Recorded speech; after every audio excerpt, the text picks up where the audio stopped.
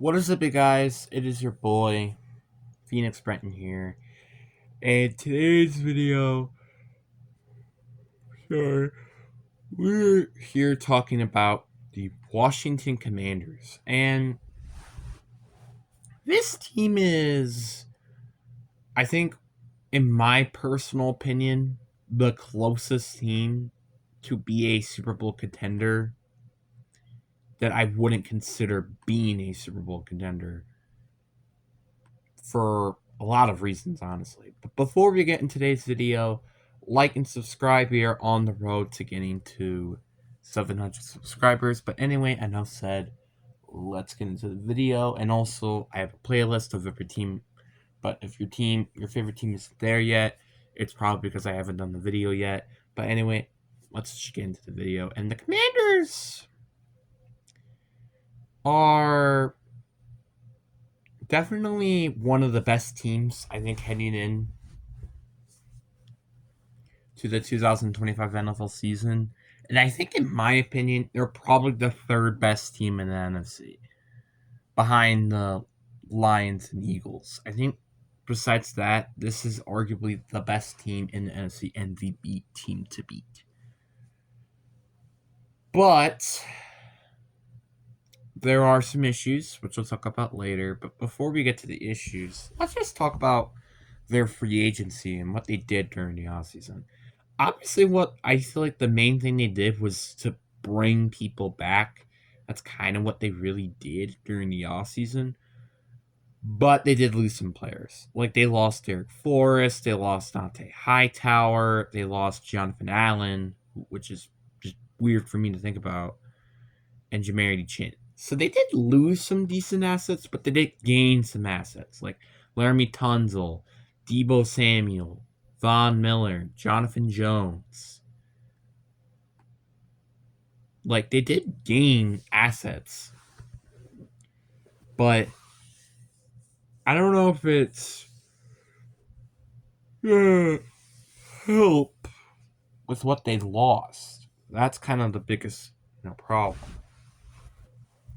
But personally, I think this is kind of a middle of the pack off season. It's like, yeah, you did gain a lot of good people, but it's like you kind of lost some people too. So you kind of have to mention that. And not only that, but you don't really have I mean, I guess you kind of do have a clear answer for your D tackle position, but it's not completely clear. Like, obviously, you got Jazon Newton, and you drafted Pony Mathis a couple of years back, but it's still interesting. And it just feels weird for them to not have good defensive tackles because there was 3 years back, I think, when they drafted Pony Mathis out of Alabama. I think that's the college he went to.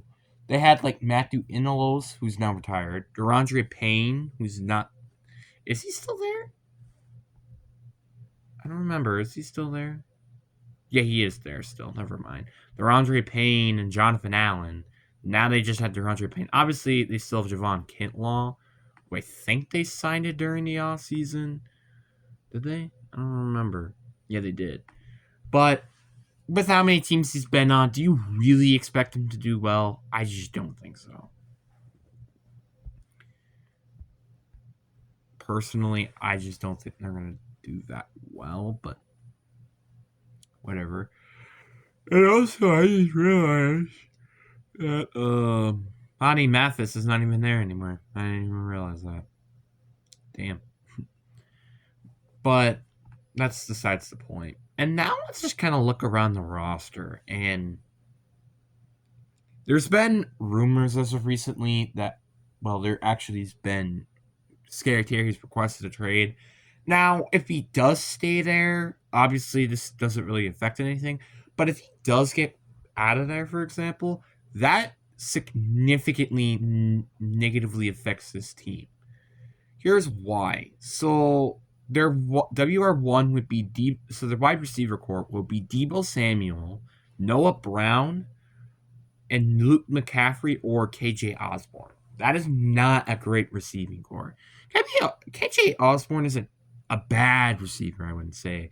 But Noah Brown isn't certainly a WR2 receiver. Osborne and Brown both combined are both more particularly a WR3 receiver. not a WR2 option. And Debo Samuel is a WR2 option as well. Like, I don't think he's quite the WR1 receiver. So that's going to be some big concerns. But looking at their offense, they don't really have any really big issues. Like, they have a very good offensive line. They have a good pass catching unit unless Scary Terry gets traded. They have a good running backs with Austin Eckler and Brian Thomas Jr. And then they still have Jaden Daniels, and have a good backup option in Marcus Mariota.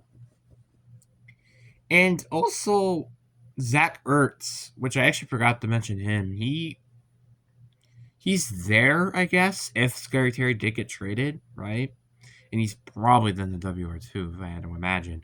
But the problem with that is that I just don't think he's that good anymore, like, personally. But that's my opinion. Then we look at your defense, and your defense is still very good. Like, your front seven is very stacked with players like DeAndre Payne, Javon Kinlaw, Jazon Newton, who you drafted last year, Bobby Wagner, Franley Alulu. So I think those are some very good players. Probably my only issue is your secondary, because I'm not a big fan of your safeties, with it being Will Harris and Juan Martin.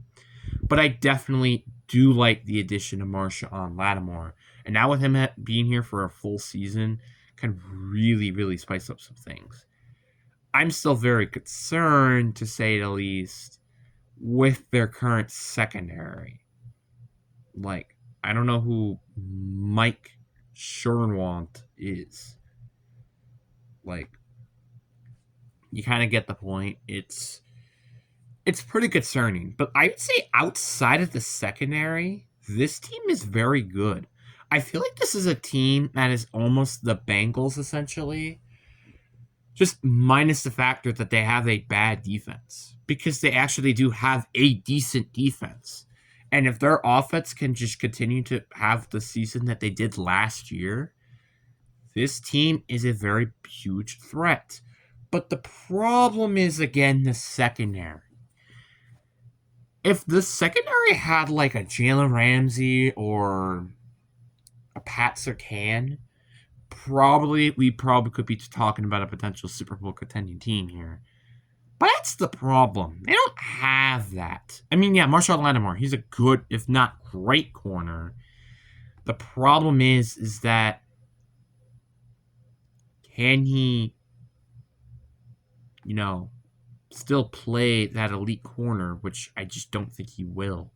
And also, this is his age 29 season, so you kind of do have to consider he's probably going to fall off potentially, because, again, corners start to progress around the age 30. So the only thing I'd personally be concerned about would be that secondary, which, honestly, you could still address it now, because Asante Samuel Jr. is still available. So they could do that if they so wanted to. Or maybe call up Tyrann Mathieu. I don't know. Something like that. But that's just an example. Obviously, they don't have to do it. So, overall, though, again, I think this is a very deep playoff team with probably the closest chance to make it to a Super Bowl from all the non-Super Bowl contending teams out there. But now we're going to get to the predictions. Let's go start off with the worst case scenario. So you obviously get the win against the Giants still at home in week 1. But then you lose to the Packers on the road.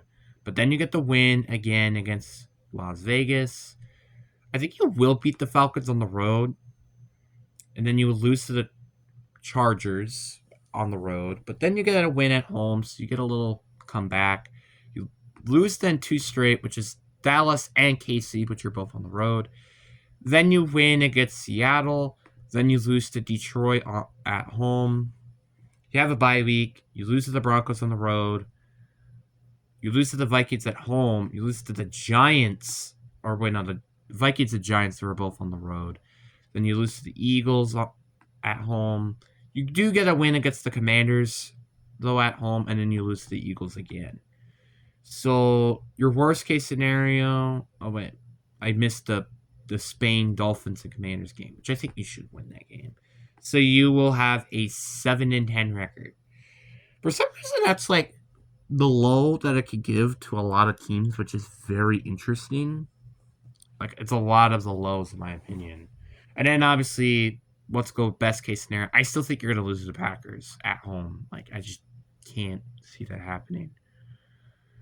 But yeah, I can still see you losing to the Chargers at home or on the road. Sorry, I always think that you will lose once every year to Dallas, but I do think you will get the win at home against Detroit. Then you'll get the win at home against Denver. You will definitely sweep the New York Giants, and you will beat the Vikings. You'll get the Eagles at home as well.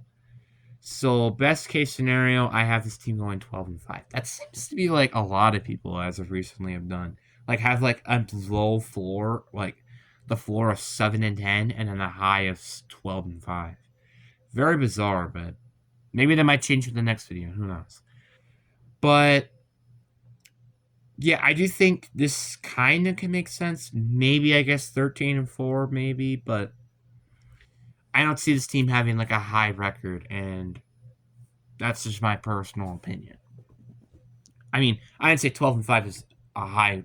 I want to say it's a low record. That's pretty high. Like, I'd say when you get to the double digits, that's considered a high record. I'd say probably though not 10-7. The reason why I say not 10-7 is because, well, I guess let's look at the percentage on that. What's 10 divided by 17? 10 divided by 17. That is a 59% if you round it to the nearest thousandth, which is still an F grade, may I add. While you go to 11 out of 17, so let's clear that out. 11 out of 17, that is a 65%, which is a D. A solid hard D. And not a D minus or an F or anything. So that's why I would say that's a high record when you get to like 11 or more wins. But that is going to be it for today's video. Hope you guys enjoy. Peace.